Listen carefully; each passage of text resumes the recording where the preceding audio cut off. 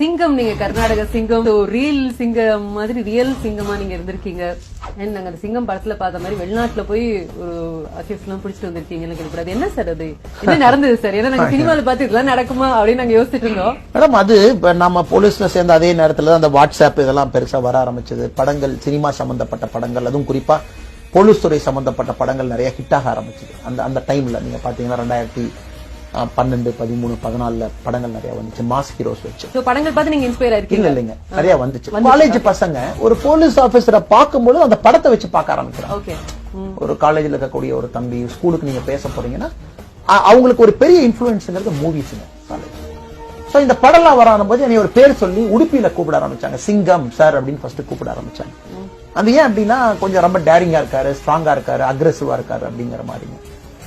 அதுல இருந்து அந்த பேர் வந்து பாத்தீங்கன்னா கூடவே அதை ஒட்டிக்கிட்டு அப்படியே கூடவே அது கர்நாடகா ஃபுல்லா அப்படியே சுத்திட்டு வந்துருச்சுங்க.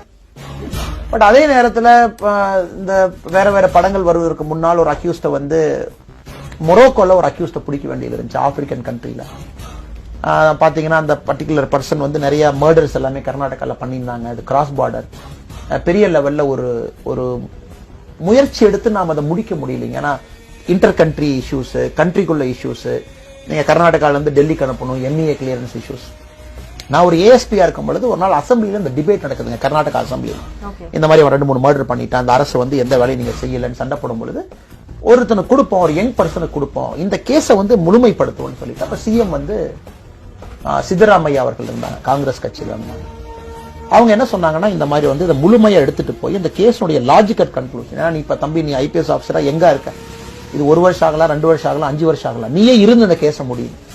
சோ அது வந்து பாத்தீங்கன்னா அபூர்வமா ஒரு போலீஸ் ஆஃபீஸருக்கு கிடைக்கிற கேசஸ். மிச்சதெல்லாம் பாத்தீங்கன்னா நீங்க ஒரு பதவியில் இருப்பீங்க, ரிசைன் பண்ண உடனே டிரான்ஸ்பர் ஆனே அடுத்ததுக்கு போயிருவீங்க. பட் இந்த கேஸ்ல டிரான்ஸ்பர். பட் எனக்கு பாத்தீங்கன்னா என்னைய கண்டினியூ பண்ண விட்டாங்க. நான் டிரான்ஸ்பர் ஆனாலும் அந்த கேஸ் என் கையிலேயே இருந்துச்சுங்க. நான் வந்து உடுப்பி ஏஎஸ்பியா இருக்கும்போது என் கையில இருந்துச்சுங்க. எஸ்பியா மாறும்போது என் கையில், சிக்மங்களூர் எஸ்பியா மாறும்போது கேஸ் என் கூடவே வந்துச்சு. கர்நாடகாவில் ரொம்ப யூனிக்கான ஒரு ஹிஸ்டரிங்க.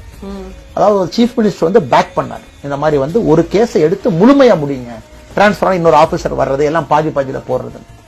சோ 3.5 வருஷம் அந்த கேஸ் எங்கிட்ட வந்துச்சு. அதனால அதை முழுமைப்படுத்தி அவர் மலேசியால ஒளிஞ்சிருந்தாரு, யுஏல ஒளிஞ்சிருந்தாரு, மொரோக்கோல ஒளிஞ்சிருந்தாரு. தொலைங்க கடைசியா வந்து மொராக்கோ போய் அங்க மொரோக்கோனுடைய கேபிட்டல் சிட்டி ரபாத் அப்படிங்கிற ஊர்ல வந்து ஒரு பர்னிச்சர் கடையில வந்து ஒளிஞ்சிருந்தார். பர்னிச்சர் கடை ஒன்று ஆரம்பிச்சு ஒரு அலிபி. அது வரைக்கும் போனோம், பிரான்ஸ் போனோம், இன்டர்போல்ல போய் ரெடி பண்ணணும். அங்கிருந்து பேக்வர்ட்ஸா போனோம். ஒரு பேரை மாத்திருந்தாரு, பாஸ்போர்ட்ல வேற பேரு, கைரேகை வேற. சோ வந்து பாத்தீங்கன்னா ஒரு கிரைம் த்ரில்லருக்கு இருக்கிற எல்லா விஷயங்களுமே இந்த கேஸ்ல இருந்துச்சு. ஒரு கிரைம் த்ரில்லர். பட் அந்த போலீஸ் கான்பிடென்ஷியலுக்காக நிறைய விஷயங்கள் நம்ம என் புத்தகத்துல எழுதல, வெறியத்துல சொல்லிங்க. ஆனா நான் என்னோட குறுகிய அந்த 9 வருஷத்துல காவல்துறையில பணி செய்யும் பொழுது ஒரு ரொம்ப சேலஞ்சிங்கான, பல நாள் தூங்க விடாத, நம்ம படிச்ச எல்லா விஷயத்தையுமே டெஸ்ட் பண்ண ஒரு கேஸுங்க அது. அந்த அக்யூஸ்ட வந்து ரொம்ப சந்தோஷமான விஷயம் என்னன்னா, ஆகஸ்ட் 15ஆம் தேதி 2016 இந்தியா கொண்டு வந்தோம். நாங்க 13 வந்து அவங்களை அரெஸ்ட் பண்ணி நம்ம 2016 சுதந்திர தின அன்னைக்கு வந்து பெல்காம் ஏர்போர்ட்ல இறக்கி பெங்களூர் வந்து கார்வார்ல போய் கொண்டு போறோம். ரொம்ப சந்தோஷம், மனநிறைவும் கொடுத்த ஒரு கேஸ், ரொம்ப அற்புதமான ஒரு கேஸ். ஆனா இதுல நான் செஞ்சது ஒரு 5%. என் கூட முகம் தெரியாத அத்தனை பேர் வேலை செஞ்சிருக்காங்க. 3000 பேர் இந்த கேஸ்ல வேலை செஞ்சிருக்காங்க, அப்ராக்சிமேட்டா, கான்ஸ்டபிள்ஸ், டெக்னிக்கல் ஸ்டாஃப் எல்லாம். பட் இதை வந்து ஃபைனல் கிரெடிட் பாத்தீங்கன்னா அண்ணாமலை வந்தாரு, அண்ணாமலை செஞ்சாருங்கிறத விடங்க, அண்ணாமலை செஞ்சது 5% தான். ஆனா தூங்காம விடிய டெக்னிக்கல் செல்லுல வேலை செஞ்ச ஏகப்பட்ட கான்ஸ்டபிள்ஸ், அவங்க எல்லாத்துக்குமே இன்னைக்கு நம்முடைய நாடே நன்றி கடந்து.